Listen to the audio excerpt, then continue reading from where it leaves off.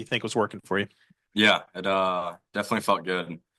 Um, the first inning didn't go great today, and kind of just had to flush it and just go out there and compete. And to get those zeros after the first felt really good.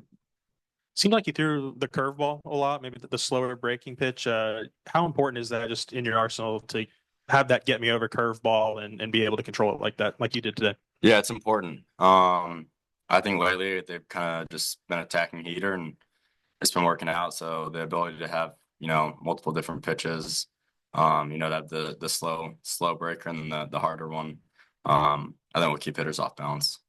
Did it feel good to pitch with a big lead today? You've been in a lot of tight innings the first 3 weeks of the season.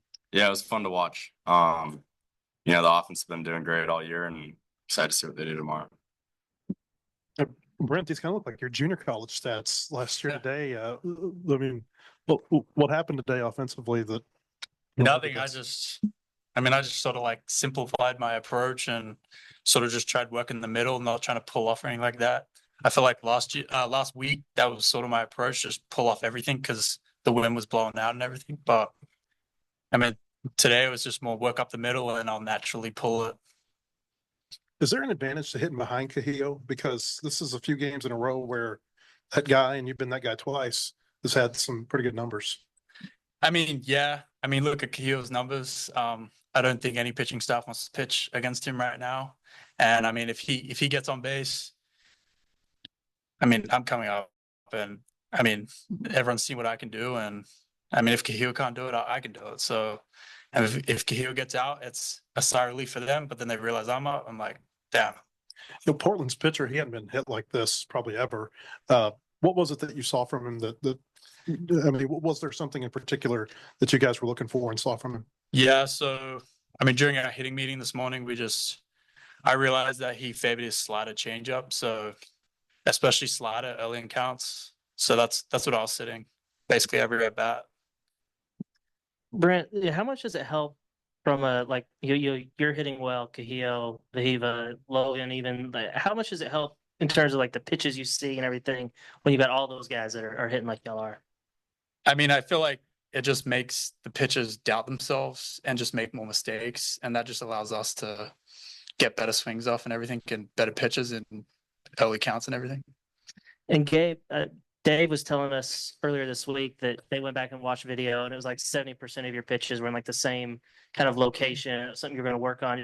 Did you realize that was happening, and what was your reaction when they told you about that? Like, can you walk us through that process? No, I didn't.